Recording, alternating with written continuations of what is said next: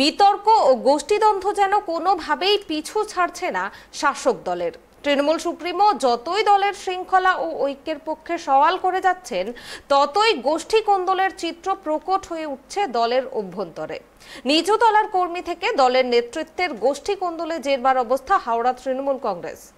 শিবপুর কেন্দ্রের বিধানসভা এলাকাতে গোষ্ঠী কোন্দলের পর এবার দলীয় বিধায়ককে গুন্ডা বলে কটাক্ষ করলেন হাওড়া পৌর নিগমের 14 নম্বর ওয়ার্ডের প্রাক্তন পৌর প্রতিনিধি লক্ষ্মী সাহানি।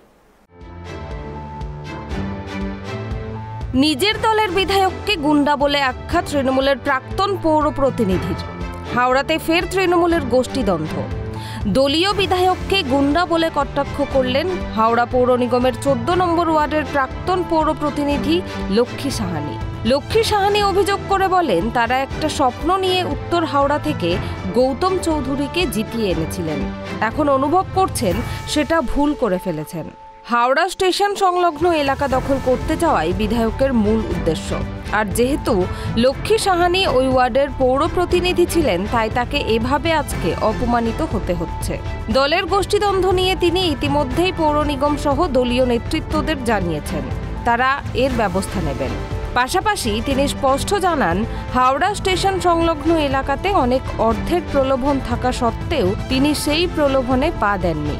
তবে বর্তমান বিধায়ক দুর্নীতি ও তোলাবাজির রাস্তাতেই হাঁটছেন। আর প্রাক্তন পৌর প্রতিনিধি হিসেবে তার পথের বাধা হওয়ার জন্য উত্তর হাওড়ার বিধায়ক কয়েকদিন আগে তাকে খুব বাজেভাবে অপমান করেছেন। যদিও বিষয়টি নিয়ে বিধায়ক গৌতম চৌধুরী প্রকাশ্যে মন্তব্য করতে চাননি। তিনি জানান, এ বিষয় নিয়ে দল থেকে এখনও তাকে কিছু জানতে চাওয়া হয়নি।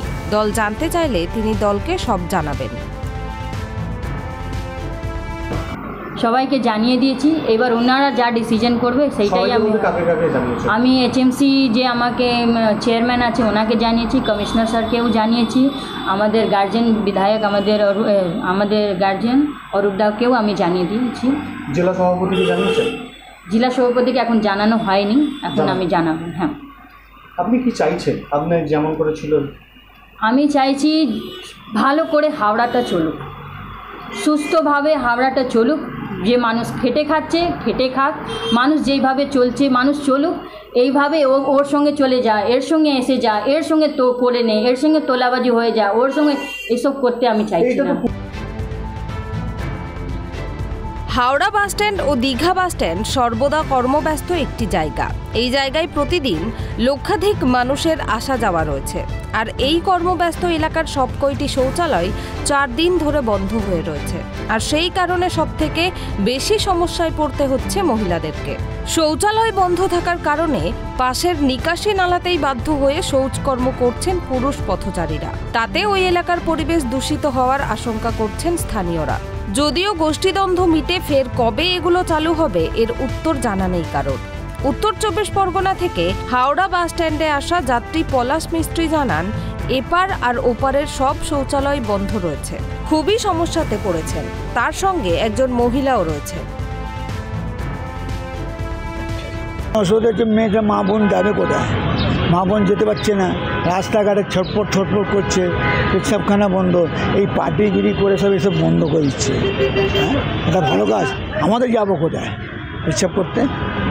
হ্যাঁ, রাত্রিবেলা দিনেবেলা দীঘা বাস স্ট্যান্ডের মধ্যে এত লোক পাবলিক জানটা ঘুরছে, এই কিসের জন্য? একটা এই স্ট্যান্ডে পেচ্ছাপখানা নেই। আমার এটাই বক্তব্য আছে, আপনি যত তাড়াতাড়ি এটার ব্যবস্থা করে দেন। না কর্পোরেশনে হাতে দিয়েন, কর্পোরেশন তো চালাতে পারবে।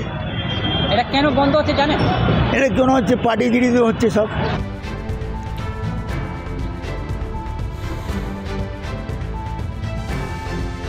হাওড়া বাসস্ট্যান্ড লাগোয়া এলাকার বাসিন্দা পরেশ কর্মকার স্পষ্ট অভিযোগ করে বলেন, পার্টির মধ্যে নিজেরা গন্ডগোল করে এসব বন্ধ করে দিয়েছে।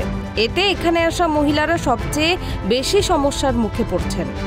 এছাড়াও হাওড়া ও দীঘা বাসস্ট্যান্ডের এত যাত্রী কোথায় শৌচকর্ম করতে যাবেন এই নিয়ে ক্ষোভ উগরে দেন তিনি।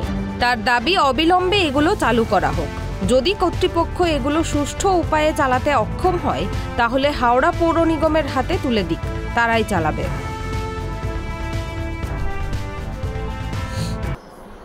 হাওড়া স্টেশন চত্বরে যতগুলো পে এন্ড ইউজার টয়লেট আছে, যেখানে রোজ হাজার হাজার মানুষ Digha bus stand, Howrah bus stand, Chandmari ঘাটে যারা আসে দূর দূরান্ত থেকে শৌচ করার জন্য, যাদের জন্য সরকারি পয়সাতে শৌচালয় নির্মাণ করা হয়েছে, সেখানে টিএমসির নিজস্ব তোলাবাজি গোষ্ঠীদ্বন্দ্বের জন্য সেখানে তালাবন্ধ আছে। বিগত কয়েক দিন ধরে সেখানে কোনো মানুষ যেতে পারছেন না, ওখানে তালাবন্ধ। টাকাটা টিএমসির কোন গোষ্ঠী তুলবে?